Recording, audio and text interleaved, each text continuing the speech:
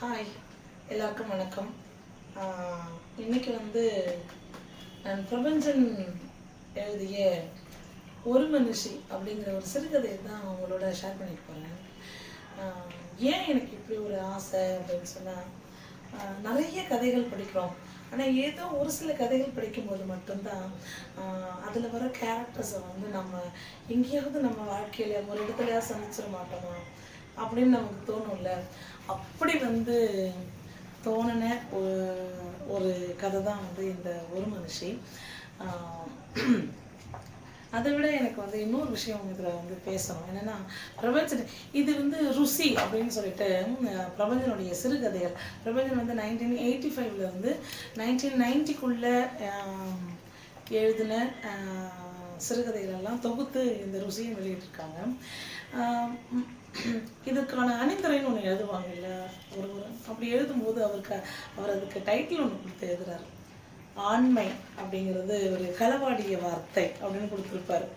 அந்த டைட்டிலே ஆண்மை ஒரு களவாடிய வார்த்தை. இந்த டைட்டிலே எனக்கு ரொம்ப ஈர்ப்பாக இருந்துச்சு. ஏன்னா அதுக்கப்புறம் அதுக்குள்ளே அவர் என்ன சொல்லியிருக்கிறாரு அப்படின்னு பார்த்தோம்னா, அந்த ஆண்மை அப்படிங்கிறது ஆளுமை பண்பை தான் சொல்லுது. அது ஆண்களுக்கான வார்த்தை கிடையாது. ஆனால் நம்ம இந்த இந்திய சமூகம் தான் இந்த ஆண்மையை ஆண்களோடு தொடர்புபடுத்தி அப்படி பழக்கப்படுத்திட்டாங்க. யாருக்கெல்லாம் ஆளுமை பண்பு இருக்கிறதோ, அது ஆணாக இருந்தாலும் சரி பெண்ணாக இருந்தாலும் சரி, யாருக்கெல்லாம் இருக்கோ அவங்க ஆண்மை நிறைந்தவர்கள், அப்படி தான் அதை எடுத்துக்கணும் அப்படின்னு பேசியிருப்பார். இப்படி பேசுகிறதுக்கு கூட நான் ஒரு ஆணுக்கு அதுவும் இந்த சொசைட்டியில் வளர்ந்த ஒரு ஆணுக்கு மிகப்பெரிய துணிச்சல் வேணும் அப்படின்னு தான் நினைக்கிறேன். அதை விட ரொம்ப அழகாக ஒன்று ஒத்துக்கிட்டு இருப்பார். எல்லாரும் என்கிட்ட என்ன பெண்களை பற்றியே கதை எழுதுறீங்கன்னு கேட்குறாங்க.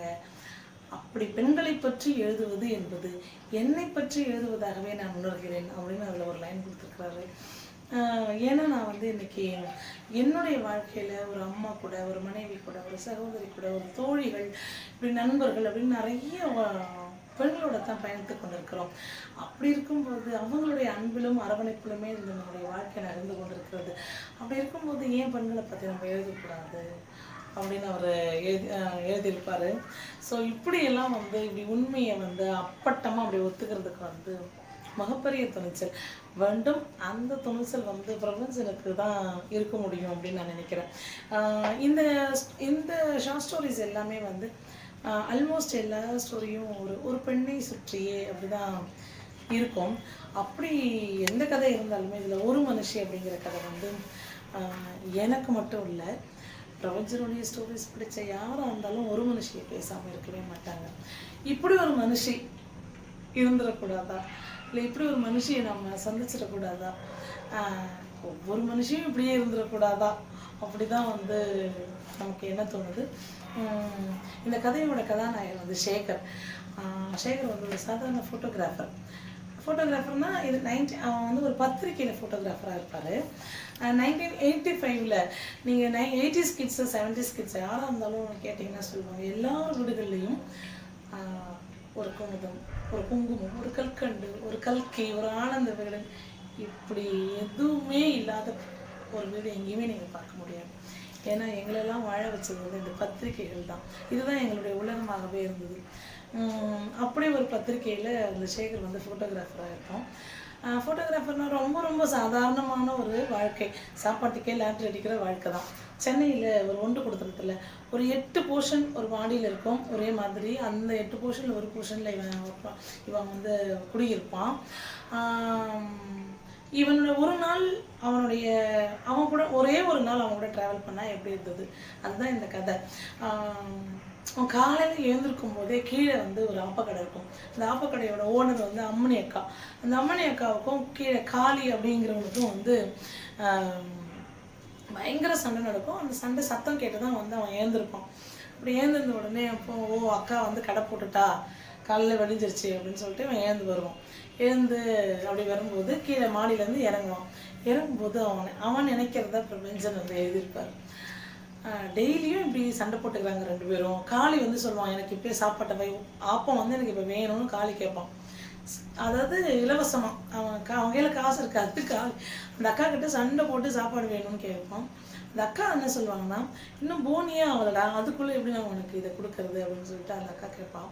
இந்த சண்டையை பார்த்துட்டே இறங்கும்போது சேகர் நினைப்பான், ஒரு நாளும் காளி காசு கொடுத்ததில்ல, ஒரு நாளும் அக்கா ஆப்பம் கொடுக்காமலும் இருந்ததில்ல அப்படின்னு அவன் நினைக்கும் போது, அவன் நினைக்கிறத அப்படியே தான் அவன் நினைக்கிறான் அப்படின்னு சொல்லிட்டு தான் எழுதுறாரு.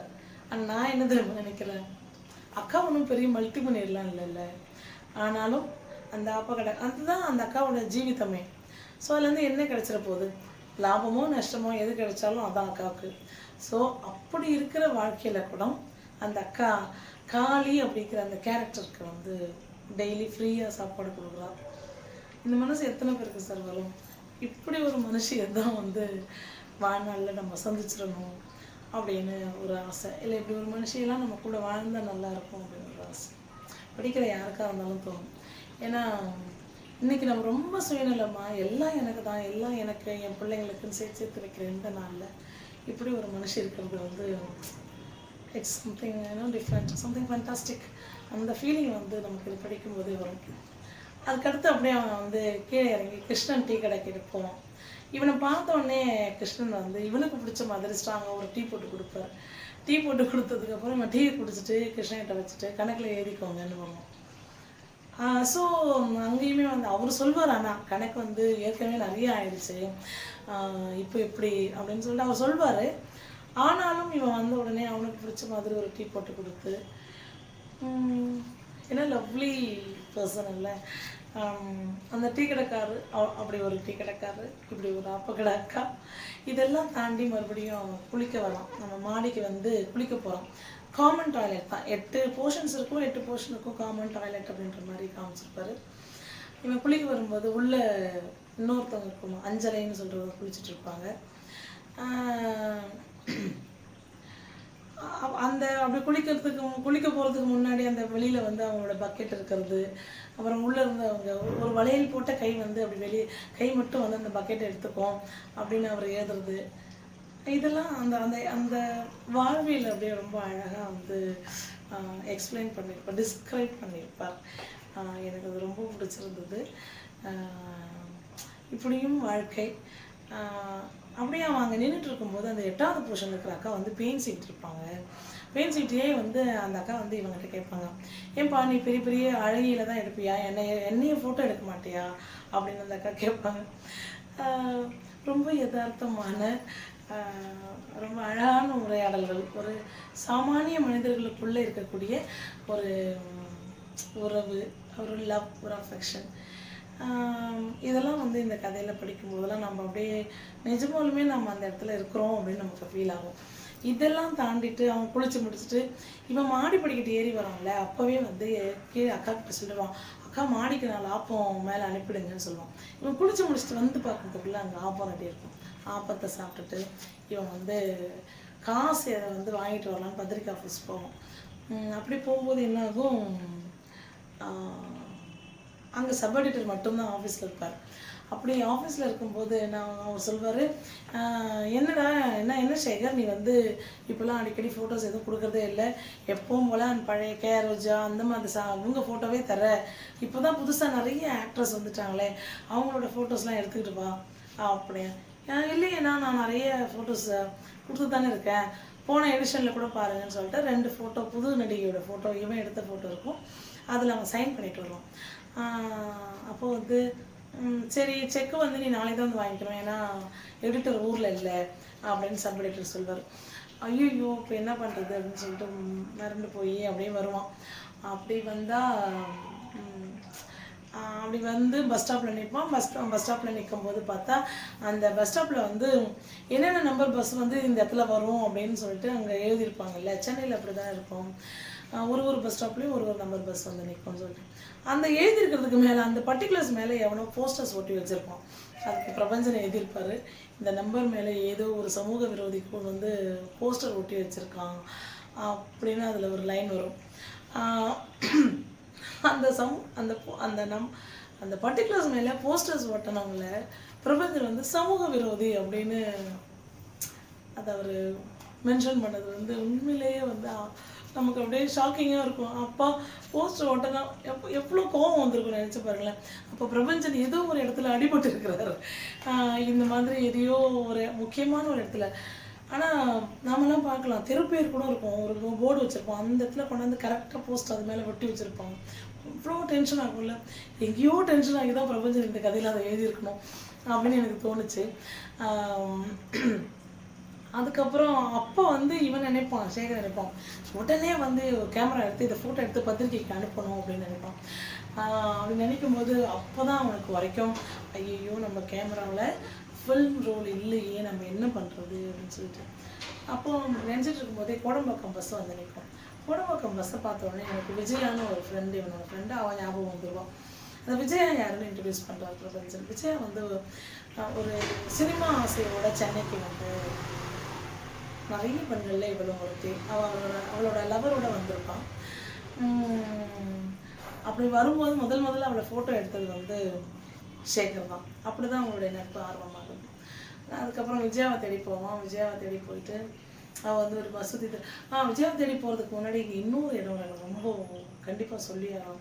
விஜயாவை தேடி போகும்போதே அவன் என்ன பண்ணுவான், பஸ்ஸில் போனால் நமக்கு இவ்வளோ காசு ஆகும், அதை விட பக்கத்தில் தானே இருக்குது, நடந்தே போயிடலாம் அப்படின்னு சொல்லிட்டு ஒரு சிகரெட்டை வாங்கி பற்ற வச்சுக்கிட்டு மீதி ஒரு 5 பைசா இருக்கும் பாரு, அந்த 5 பைசாவை அந்த கடை ஓரத்தில் ஒரு அம்மா ஒரு குழந்தைய வச்சுக்கிட்டு அப்படியே பிச்சை எடுக்கிறாம்மா. அந்த குழந்தை அந்த அம்மா மடியில் தூங்கிட்டு இருப்பான்.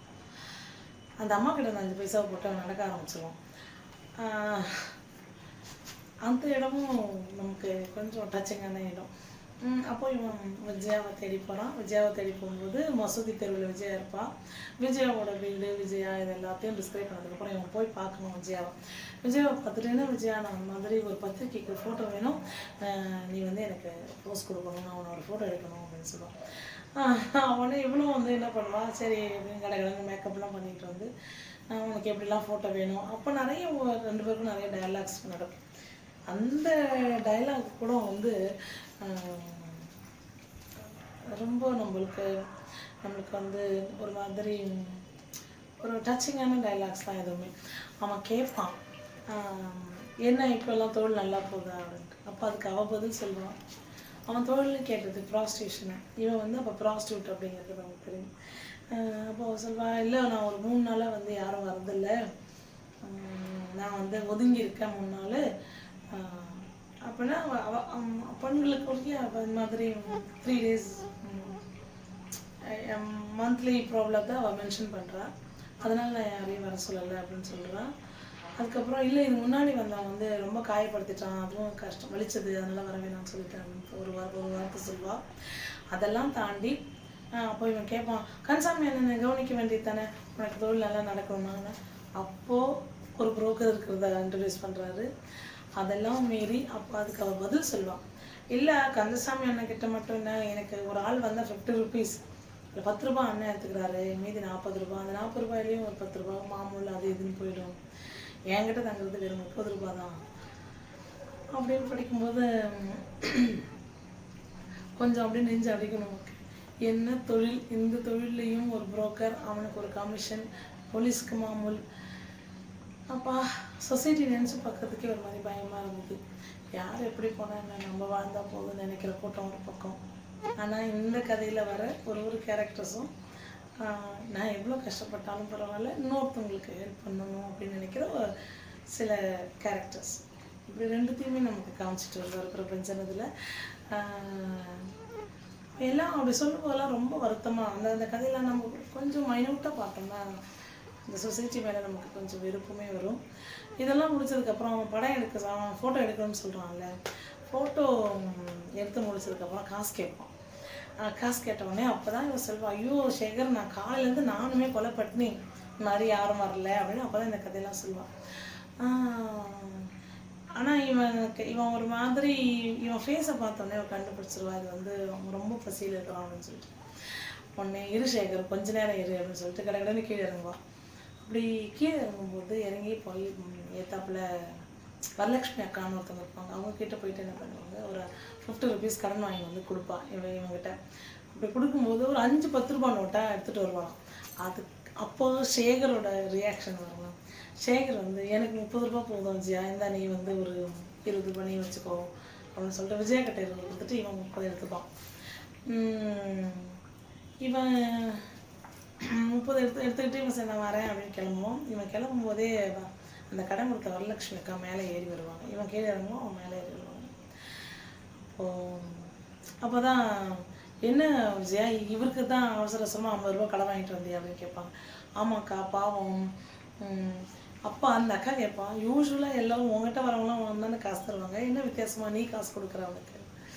இல்லை அவர் வந்து என்னை ஃபோட்டோ எடுத்தார். ஓ இப்போவும் எடுத்தானா? ஆமாம், ஆனால் கேமராவில் ஃபில்மு தான் இல்லை அப்படின்னு விஜயா சொல்லுவான்.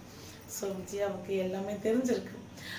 தெரிஞ்சிருந்தா கூட அவன் பசியில் இருக்கிறான் அப்படின்னு சொல்லிட்டு அவளுமே வந்து ஒன்றுமே தெரியாத மாதிரி மேக்கப் பண்ணி கேமராவில் ரோலே ஃபில்மே இல்லை. ஆனாலும் இந்த விஜயா வந்து அவ்வளோ டைம் ஸ்பெண்ட் பண்ணுறான் அவன் கூட. மேக்கப் பண்ணி இப்படி நிற்கணுமா அப்படி நிற்கணுமா எல்லாத்தையும் கேட்டு ஃபோட்டோ எடுத்து 50 ரூபா கடன் வாங்கி வந்து அவன் கையில் காசை கொடுத்து இதுக்கெல்லாம் ரொம்ப பெரிய மனசு வேணும்ல. நம்ம கையில் காசே இல்லைன்னா கூட அடுத்த அப்போ அவள் சொல்லுவாள் வரலட்சுமி கிட்ட, அதெல்லாம் இல்லைக்கா பாவம் நல்ல மனுஷன், ஆனால் சோத்துக்காக பொய் சொல்கிறாரு பாவம், அதனால தான் நான் வந்து கடன் வாங்கி வந்துட்டு அவங்கக்கிட்ட இருந்து காசு வாங்கி அவங்ககிட்ட கொடுத்துட்டேன்.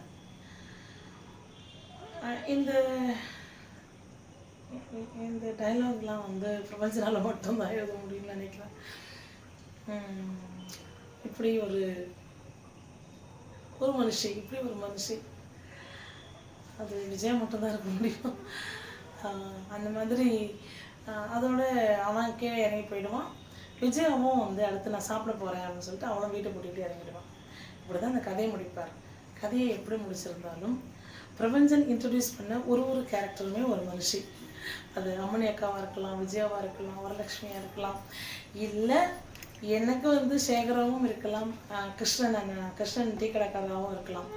இப்படி யாராக இருந்தாலும் எல்லா மனிதர்களும் பிரபஞ்சன் இதில் இன்ட்ரடியூஸ் பண்ண எல்லா மனிதர்களும் ரொம்ப மனித நேயத்தோட வாழ்க்கையை வந்து ரொம்ப சிம்பிளாக அணுகிறவங்களாக இருக்கிறாங்க.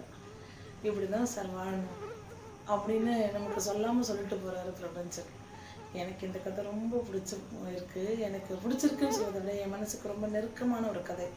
நீங்களும் படித்து பாருங்கள், நிச்சயமாக உங்களுக்கும் பிடிக்கும். பாய்.